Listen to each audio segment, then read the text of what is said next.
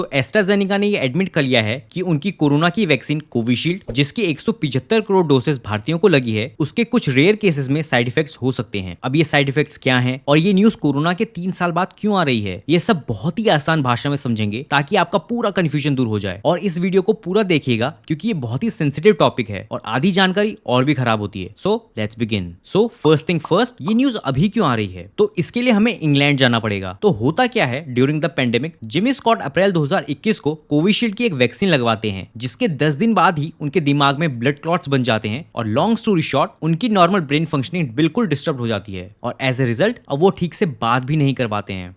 But I think AstraZeneca and the government need to explain the risk whenever you take medicine. I think because if there's a risk, if I've got a young family, that I would never have taken it. उनकी इस condition के लिए वो AstraZeneca पे England के court में ही case कर देते हैं और इसी केस में 3 साल बाद एस्ट्राजेनेका ने ये माना है कि हाँ, कुछ रेयर केसेस में इस वैक्सीन से साइड इफेक्ट्स हो सकते हैं। चलिए अब इसके साइड इफेक्ट्स को थोड़ा डिटेल में समझ लेते हैं। तो कुछ लोगों को इस वैक्सीन लगाने के बाद टीटीएस सिंड्रोम हो गई है, जिसका सिंपली मतलब है प्लेटलेट्स का कम होना और साथ ही में ब्लड क्लॉट्स का बनना। आप सभी ने बचपन में पढ़ा होगा कि हमारा खून डिफरेंट टाइप की चीजों से मिलकर बना होता है, जैसे कि red blood cells, white blood cells और प्लेटलेट्स। रेड ब्लड सेल्स हमारी बॉडी के डिफरेंट पार्ट्स में ऑक्सीजन पहुंचाने का काम करते हैं। व्हाइट ब्लड सेल्स हमें किसी वायरस से बचाते हैं और जब भी हमें कहीं चोट लग के खून बहता है तो इस टाइम पे हमारे खून में प्रेजेंट प्लेटलेट्स एक ग्लू का काम करते हैं और चोट की जगह पे खून को जमा देते हैं ताकि ब्लीडिंग रुक जाए। बट अगर किसी पर्सन की प्लेटलेट्स डाउन हो जाए तो उस केस में ब्लीडिंग को रोकना थोड़ा मुश्किल हो जाता है। अब इस टीटीएस सिंड्रोम में कुछ लोगों का इम्यून सिस्टम अपनी ही प्लेटलेट्स पर अटैक कर देता है, जिससे ब्लड में ओवरऑल प्लेटलेट्स कम हो जाती हैं, जो बॉडी के डिफरेंट पार्ट्स में इंटरनल ब्लीडिंग कॉज कर सकती है। And at the same time बची हुई प्लेटलेट्स एक साथ ग्लू होकर ब्लड क्लॉट्स फॉर्म कर देती हैं, जिससे किसी ऑर्गन में ब्लड फ्लो रुकने से ऑर्गन डैमेज भी हो सकता है, जैसा कि स्कॉट के साथ हुआ। अब ये समझ लेते हैं कि क्या हम लोगों को वैक्सीन लगाने के 3 साल बाद भी घबराने की जरूरत है? तो इसका सिंपल आंसर है बिल्कुल भी नहीं। इस वैक्सीन के साइड इफेक्ट का रिस्क केवल और केवल वैक्सीन लगाने के कुछ हफ्तों तक ही रहता है और मोस्ट ऑफ द लोगों को वैक्सीन लगाए हुए 3 साल से भी ज्यादा का टाइम हो गया है। 2022 में की गई लेंसेट ग्लोबल हेल्थ की एक स्टडी के अकॉर्डिंग इसके साइड इफेक्ट का रिस्क सबसे ज्यादा यूरोपियन लोगों में देखा गया है